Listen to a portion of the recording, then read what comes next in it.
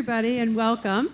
I'm Rachel Braun Scherl. I have been in the sexual and reproductive health business for a long time. I work with companies large and small, from menstruation to menopause, helping them figure out how to grow. I have a podcast, I'm an author, and I'm a vagipreneur, which is a descriptor for someone who's in the business of women's health. But if you use it, since I have rights to it, you have to pay me. So in any case, we're hearing more and more about women's health. We're hearing these big numbers that the market will be 120 billion with a B in 2030. We're seeing articles. It feels like women's health is having a moment. So we're particularly happy to be here today to talk about Has Sexual Wellness Climaxed? Excellent pun, not mine. Kudos to the Fadal team, but that really is the focus. It's hard to be in women's health without making those double entendres every day. So one of the reasons, well, there are a number of reasons that women's health is really having a moment. We are now, this is nothing new, women are controlling a large proportion of the wealth, and certainly as people get older, they'll control more and more. Women make at least 80 to 90% of the decisions in the home. That includes healthcare. So we're the decision makers, we have the money, and all the conditions that we deal with are enormous. We'll talk about that in a little bit. But I'm so delighted to be here today with my friend and colleague, Tamsen Fadal, who is an Emmy-winning journalist. She is a menopause advocate, a breast health advocate, an author, a podcaster, and generally terrific person. Welcome. Thank you. I'm excited to be here. I mean, I met Rachel, 15 years ago, and she was talking about this, and I said, Rachel, no one else is talking about this, so you're very, very bold and daring. And so I feel like you kind of started this movement, of women's health. And women's wellness and sexual wellness. I won't take credit. There are a lot of people. One of the interesting things in this space now, and one of the reasons we're having momentum, is because there are lots of people in it, whether it's from an investor side, whether it's an entrepreneur side, whether it's people who are in that stage of life. We're seeing, here we have one of the most newly minted famous TikTok menopause stars. You hear people like Naomi Watts talking about it. Lots of companies with brands now have celebrities who are in menopause or entering menopause, and like many other people, find themselves totally unprepared. So you talk about the news, you report on the news. Talk a little bit about, even 10 years ago, 5 years ago, were you reporting stories on this? And I know you travel into war zones and do all kinds of exciting things, but what shift have you seen in terms of how frequent this topic is? I think what surprised me the most was the fact that I realized 2 years ago, maybe a year ago, that we didn't say any of these words on television. Like I didn't know what perimenopause was, what menopause was.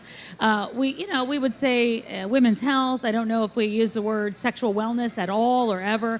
So I think things have definitely changed. I think part of it obviously is the digital space, and being a lot more open to be able to talk about different things. I think the fact that in the media now, we are not talking at people anymore on television, we're talking with people, and we're able to assess what people want to hear too. And so I'm excited about that. I said the other day to somebody, like, I've never said the word menopause on television. I've been on TV almost 30 years and I've said every other word and not that one. So that's interesting to see, but it's nice to know that things are changing. So let's go back. When I met you, the first number in your age was a 3, and now it's very nice. And now, well, I'm getting there. That was mean. And now it's a 5. And one of the things you said 15 years ago was, I think I'm reaching my expiration date as an on-air personality. Yeah. And now, at the age of however old, if you want to say it, you are doing more hours on TV. You're more prominent than ever.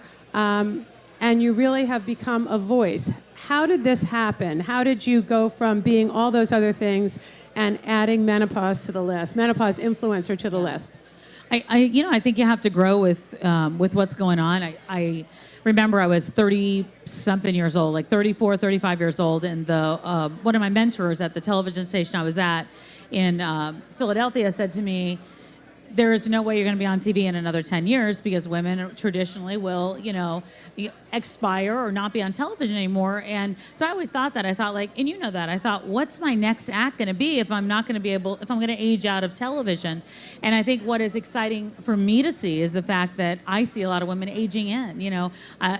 Forbes just came out with their 50 over 50 today. It's exciting to turn on the television to me and see people over the age of 50 plus doing incredible things. And so I guess one is that I stopped thinking about my age once I hit my mid 40s. And now I'm actually talking about it openly, which is kind of nice. And I've added some of these other parts into the space. Being a breast cancer advocate was always a big deal for me because I lost my mother at a very early age to breast cancer. And now I've just added the next component, I think, of women's health and wellness, which is the stage I'm in, menopause. And I think that's what a lot of the audience wants to talk about too, because that is the key demographic of people that are watching television. I'm laughing because when you talk about, you didn't say menopause on TV. Really, one of the pioneers in this space is a brilliant woman by the name of Cindy Gallup, and she has a business called Make Love Not Porn, which is a topic for another panel.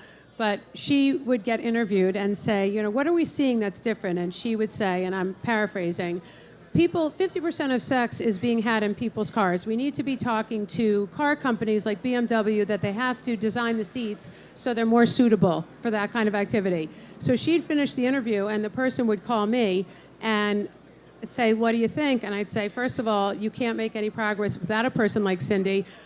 She has big, big plans, and I hope we get there. I'm not talking to BMW about redesigning seats. I'd like to be able to say the word vagina on television first. Let's take baby steps. But it really is pretty remarkable to see from whence we came.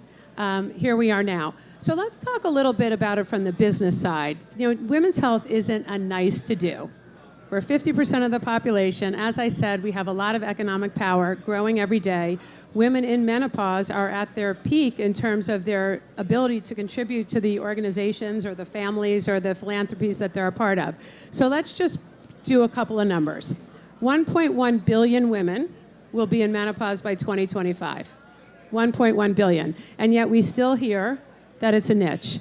43% of women have sexual concerns and difficulties at some point in their lives. Just to give you a comparison, 30% of men suffer from ED. Suffice it to say, that's a much bigger market. A third of women never have an orgasm, and a whole bunch of them never have an orgasm from male-female penetrative sex. And I'll end with another nice one. A third of women at some point have incontinence symptoms. So none of these are that fun, but they're big, big opportunities. So talk about how you stepped into menopause and all of a sudden your voice is being heard and businesses are interested. Yeah, I don't know how it happened. I spent almost 30 years, chasing down breaking news stories, went to Afghanistan, chased hurricanes, and now all of a sudden I'm talking about vaginas and menopause. So I'm not quite sure how that transition happened, but it did. I think that this is the key. If media is not talking about it, then we're doing everybody a disservice. If we're not talking about everything that everyone is dealing with, whether it's men, whether it's women, whatever the issues that we're facing, if we're just talking about the things that we want to talk about at people and not with them, we have a problem. I started talking about it because I was in the studio I was 49 years old, and it was 10:30 at night. It was a live broadcast, and all of a sudden I wasn't able to see some of the words in the teleprompter. I'd see a word like about, and I couldn't remember what the word was, and I was really having a tough time. And when you read for a living and that's what you do and you can't see the word anymore or comprehend it, there's an issue. And it was around 10:30, we were in a commercial break, and I started feeling my heart beat out of my chest and really, really hot. And I didn't feel like I was going to get through it. And I came from the school of power through whatever it is and never let them see a sweat. And I said out loud, kind of jokingly, in a studio of guys, I said, if I fall over, someone catch me, ha ha. And one of the guys had the foresight to say, hey, are you being serious, or are you okay? And I said, I don't know. And he helped me off the set, and that was the first night I'd never completed a newscast, which was, embarrassing to me, and two, I thought, what is going on? And that's when I did a deep dive into where I was at. And I realized, I'm not 35 anymore. I'm in midlife, and there's some things happening to my body. And, I started being honest about it, first with myself and then with other people. And then I started hearing from women that were either in their 30s or 40s dealing with symptoms, or men who were, dealing with women who were dealing with symptoms and they didn't know what to do. And I said, well, this is a conversation that no one's having, including myself. And so I feel a responsibility as a member of the media for many decades now to talk openly about it. So I went to TikTok because TikTok seemed safe. Instagram was too perfect, and I thought, like, oh no, I don't want to let them see me on Instagram talking about this. So I went over to my little dirty secret TikTok, and I started doing videos about it, and they started, taking off, and then I moved over to Instagram, but I had to test it out first. But just give the example, your first TikTok that went viral, it wasn't breaking news by any stretch. You were reading a list, which I'd like you to talk about. And what it demonstrates is how desperate, maybe that's too strong a word, how interested people are to have information that they can process. So talk a little bit about, and I'm sure most people haven't heard that number, and the number changes all the time. Yeah, the number changes all the time. So I went on TikTok, and I had said to the person who was helping me with TikTok, he goes, you got to get on there, and you gotta do TikTok to be relevant. And I said, I'm not singing, I'm not dancing, I'm not pointing. I don't want to do any of those things. I don't think that's not my thing. And so I said, I'll just read, because that's what I know how to do. So I found the list of the 34 now plus symptoms of menopause, and I read the list. That's all I did.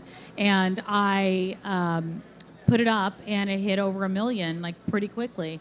And I went, oh my gosh. And then it wasn't really so much the views, it was more the responses of people saying, oh my gosh, me too. I thought I was going crazy. I didn't know what was wrong with me. Thank you for talking about it.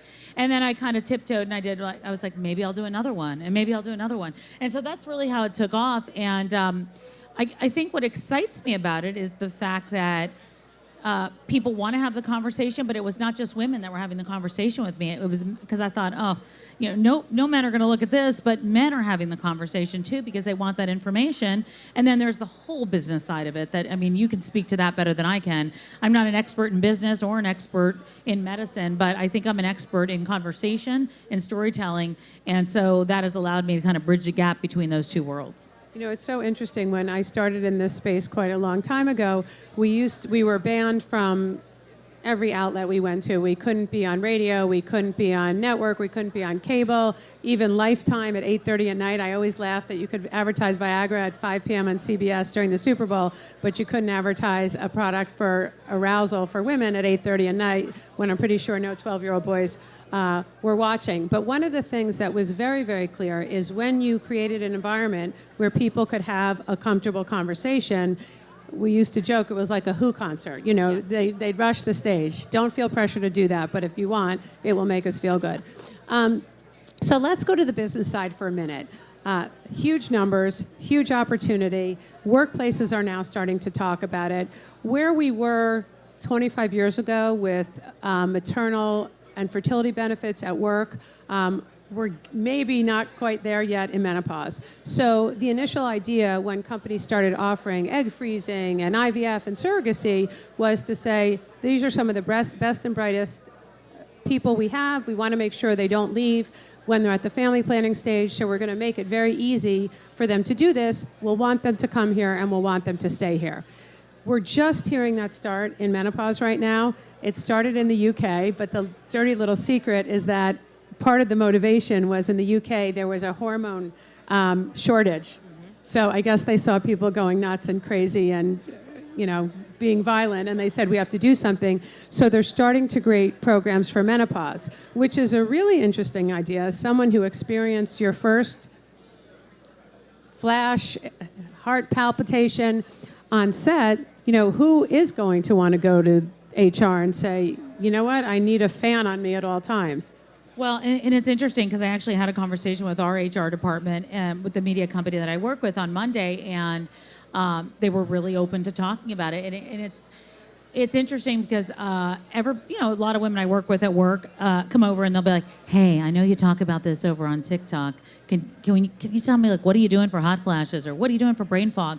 And so I feel like I'm a little whisperer. I'm the menopause whisperer at work now, but I appreciate that they feel comfortable talking to me, and so I'm hoping to be able to do something in the workplace, whether it's a cooling room or a fan, or just to make it an open conversation for men and women. Because those poor guys in the studio, they didn't know what to do with me. I was like sprawled out on the bathroom floor, my anchor dress up, up to my knees. Like, I'm trying to cool myself down as best as possible. I felt worse for them than I did for me, because they were like, can we come into the women's bathroom and make sure You you're were laying alive? on the floor. You had your face on the floor. Yeah, my face was right next to the toilet, and these poor guys are like, they didn't know if I was having a heart attack. They didn't know what was going on, because I didn't know what was going on. So I think it's good and important to be able to have that open, candid conversation. And again, if we're in the media and we're talking about everything else, we have to be talking about this. Which brings me to an event that's going to happen in a couple of weeks that you're moderating. Stacey London, who is famous from being a stylist, launched a brand called State of Menopause. She has a number of brands in this space, and what she's done is she's invited really even sometimes competitor CEOs, but 10, 12 CEOs of menopause companies to talk about this. And my experience being in the space is it really is collaborative and cooperative. When I started in corporate America, you had the idea that one woman could be successful. In women's health, it's a rising tide raises all boats, and everybody really does try to reach out. And I think this event that where you're moderating is a particularly good example where there will be multiple companies selling competitive products, but the conversation and the importance of it really just overrides everything else. Yeah, I know we have like 5 minutes left, but I don't know if anyone has any questions, because I'm happy to answer them, and I know you are too. But yeah, the fact that women are collaborating together, or businesses are collaborating together in this space, I think is exciting, and also says a lot with regard to the fact that if we don't start collaborating now, it doesn't push forward. So it's exciting to see. There's going to be 15 plus CEOs there, and what it's going to also be, it's not for for the public to come. It's really for the press to come and understand their role in continuing this conversation, or bringing this conversation forward so we continue to have it. So I think that's an interesting component to it. I think it's amazing. One of the things I've seen as an investor and someone who raises money for these companies is I've occasionally heard from an investor, he or she will say, usually it's a he, will say, "Oh, I saw a menopause company last week. I'm good." And my answer, not that you're allowed to say this because to an investor, but how many SaaS products do you have invested in? How many cybersecurity companies are you invested in? Tamsen mentioned 34 symptoms. Some numbers are as many as 57. Are you telling me there's only one business for 57 companies? And just to give you a sense of some of these symptoms, I was on a panel recently where a doctor was talking about the symptoms. So you might have cardiac issues. You might have issues with visceral fat and metabolism. You might have hair loss. You might have brain fog. I don't know one doctor who does all those things, or one product that could respond to it. So I would say, even as it looks like we're doing better, which we are, 97% of venture capital dollars still go to men. We have these 15 companies, we have a day-long panel, and we're really just at the beginning. So if you're out there and you're interested, there are lots of people to reach out to. Reach out to us. If you're interested in investing, there's so many different opportunities. And most importantly, educate yourself about the options from a business side, but also from a personal care side as it relates to sexual health, so that when we come back next year, we can ask again, has sexual wellness climaxed? Yes, good title. Do we have time for questions? No? Okay, we got the hook. We got the hook. You have a dance? Is that what you're doing? Is that what All right, I think you just violated HIPAA. Thanks, everybody.